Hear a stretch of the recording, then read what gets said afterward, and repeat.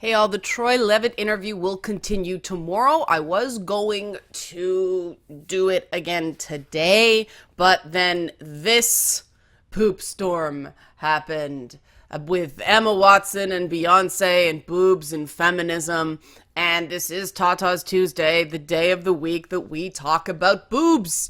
Because I love boobs. I happen to have very large ones. And so this is a subject literally near and dear to my heart. So I'm going to play this clip for you guys. Let's start with Emma Watson's own words here. They were saying that I couldn't be a feminist and have boobs. It just always reveals to me how many misconceptions and what a misunderstanding that there is of what feminism is. Feminism is about giving women choice. Feminism is not a stick with which to beat other women with. It's about freedom. It's about liberation. It's about equality. I really don't know what my have to do with it. It's very confusing. Tim Walker's great. He I'm shot me with confused. flowers in my beard. Most people are confused. No, I'm always just kind of quietly stunned. But I've certainly been, people have asked and I've gone, is there a controversy about this? I didn't know about this. Anyway. I just think the photos are great. Okay, this is the photo in question. And I love the male point of view. The guy is just like, what? Why? I thought they were pretty, which is normally where guys are at on these issues. But this is the photo in question that people are calling a topless photo. This is not a topless photo. This is implied nudity.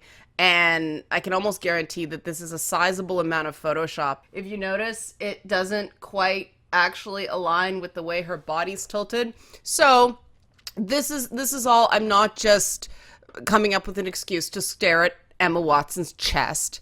It's when you do close reads on images, when you start doing mass comm theory, you start getting into nuance. There is nothing especially risque about this image. And I'm personally quite happy that Disney let her do this, have this going on while she's marketing the live action version of Beauty and the Beast. I'm constantly amazed at how progressive Disney is as a company. They're fine with people being gay. They're fine with people being trans. They're fine with women owning their bodies. I think that's amazing. I see what she's saying about the combination of images, the combination of themes in this photo, the somewhat boyish hair mixed with the almost Elizabethan-esque collar and the texture of the shawl, and then the implied nudity, and then a skirt that looks like your grandmother's carpet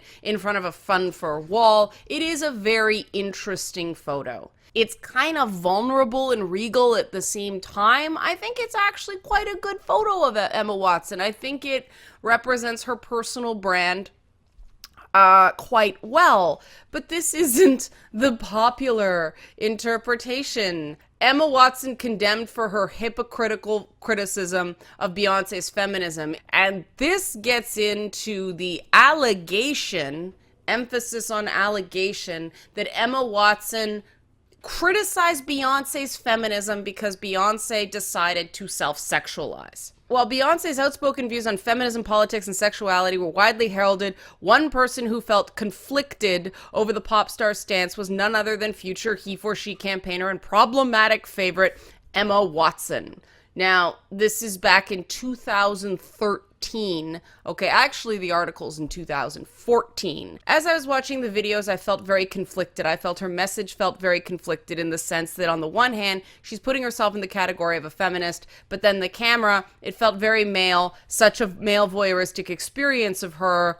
Now, this is mostly a correct quote, but it's taken out of context. Here's the original. And you'll notice on the very first thing, she says, I felt, which is very different than I think. And Emma Watson went to Brown University. She's going to choose her words more carefully than the average person. And the thing that drives me crazy about the press in general is they like to interpret what someone meant from their words instead of taking what they actually said as their words. You cannot know unless you ask what someone actually meant. You have to look at what they said. And so she said her message felt very conflicted in the sense that on one hand, she's putting herself in the category of a feminist. Here's the thing they left out.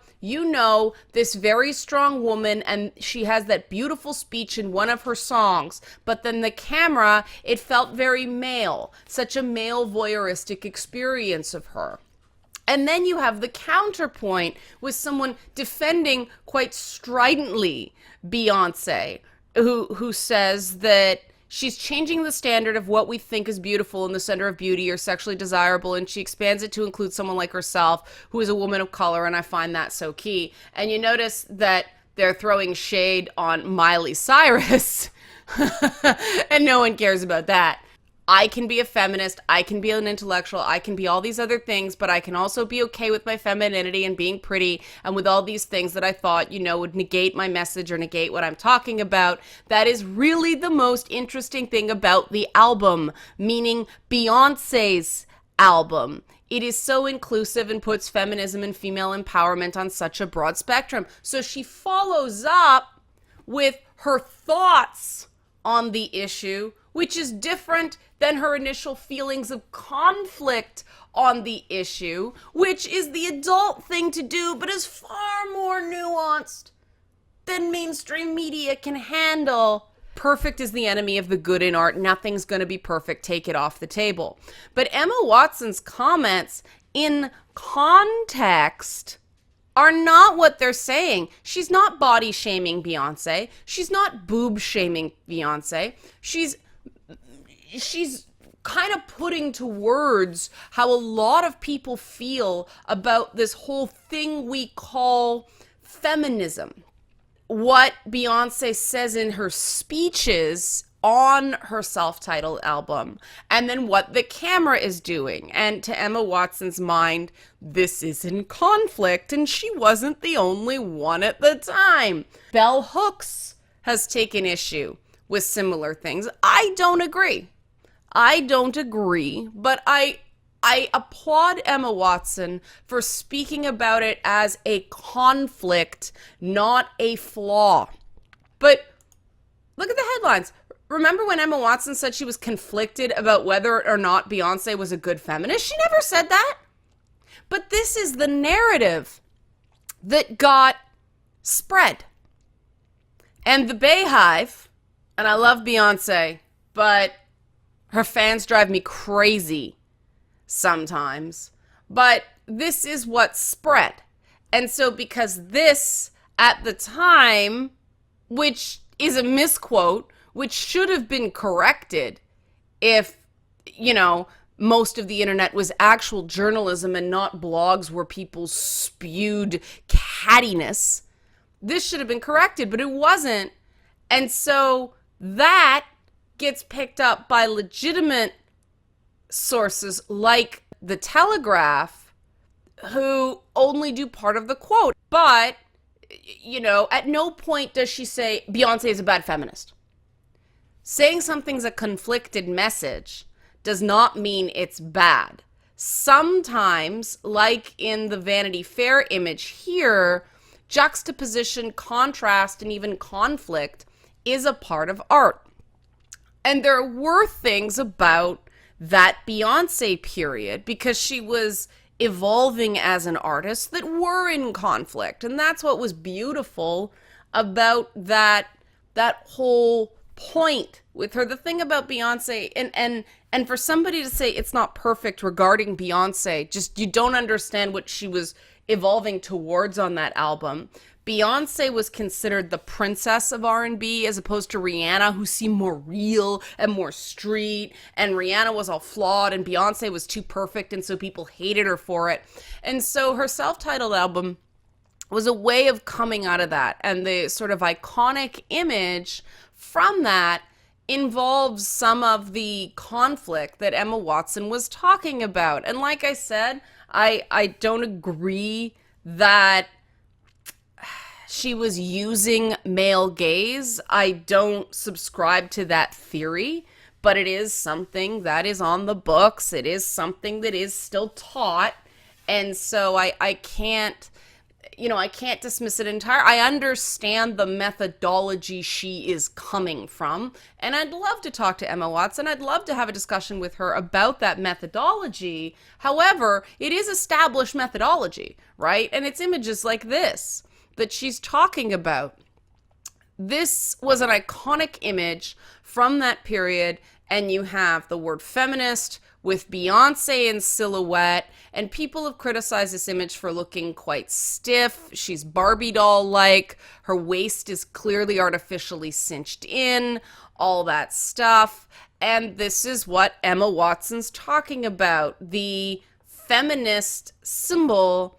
And then Beyonce is dancing in spike heels to make her legs look longer, even though it's terrible for your feet and shins. And this is something about Beyonce. This is how she chooses to express her femininity. It's up to her, but it's fair to say that there are some conflicts with the idea of I do what's best for me and doing really intense dancing in high-heeled boots. But this is a question of Beyonce is an artist, not a scholar. And conflict is part of that art, especially feminine art, where pop music is a paradigm where Michael Jackson could grab his crotch, but Madonna couldn't. And so Beyonce, what I got she was saying is you can be feminist and still feminine. And so this ultra feminine silhouette and the high heels and all that were a symbol of that. The fact that she's not wearing pants was a symbol of that. But other people could claim that it is a marker of objectification. The idea that that could be a lot of people. You're not necessarily sure that's Beyonce. There's no face in this silhouetted image. So some people could claim that it's the fungibility principle, that body, that female body, is interchangeable with other objects of the same type. And that's a fight I don't want to have. I would rather look at this and go, yeah, Beyonce's finding her voice. She's in the process of finding her voice. She's still relatively young, right? This was before the whole Orisha Oshun formation thing. She was baby feminist, right? She was just getting started. And so what started as a quite nuanced professional critique. I'll say critique. It wasn't even a criticism. Saying you're conflicted about something when you're talking about a work of art is not necessarily a bad thing. Good art challenges. And she actually says, okay, she's conflicted. And then down here she says that conflict is really the most interesting thing about the album. And they're not quoting that. They're treating it as an attack.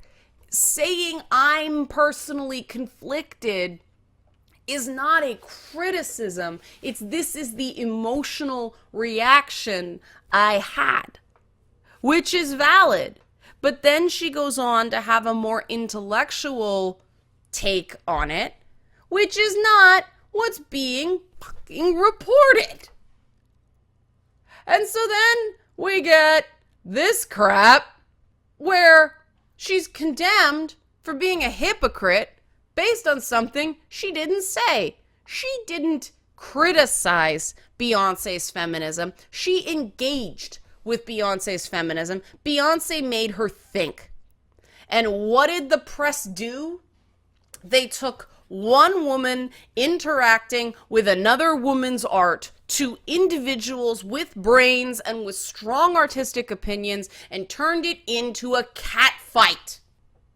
And people wonder why so many women in entertainment, me included, think we need feminism still. As long as these discussions, these engagements, these debates, even disagreements between women are dismissed as being catty or hypocritical or catfights, there is still work to do. There is still a really visceral reaction by most people, men and women alike, when two women disagree on something. Instead of letting them hash it out, instead of letting them solve it, people jump in and try to fix it. It infantilizes women. It keeps men stuck in that white knight fixer, unable to express their own emotions or vulnerability state because they have to make everything all better for the women's folk. No, don't do it. If two women are having a disagreement, they want to talk about it, that's fine, but they should be talking to each other, and that's it. This doesn't happen when a male artist, a male director goes, I was really challenged by this movie, but I think that's great. That's what made it good. Like, that was actually what Emma Watson said. Men are allowed to have those back and forth conversations because we don't have the societal protective urge towards men. Men are expected to rise to challenges. And that benevolently sexist protective instinct turns into this when it's not put in check. And I want to be clear, wanting to help someone, even wanting to protect people to an extent, is not a bad thing. It's a really good impulse. But you have to be aware of where and when it's appropriate and where and when it's not. And yes, this is not men doing this to Emma Watson. This is other women. I completely understand that. But that's because these women have been raised in this paradigm of, I'm gonna huff and I'm gonna express just, I don't like it. I don't, no. And somebody's gonna jump in and solve that for them. The photo's beautiful, it's artistic, it's very fashionable, it is not offensive. And I think it's really good that while promoting a Disney film, Disney was okay with Emma Watson doing this. That because of our perfected media tradition regarding women, that we airbrush out flaws and, perceive women artistically through the perception of men. A male protagonist in the femme fatale or a male protagonist or the girl next door. And the camera is interpreting what the male narrator sees.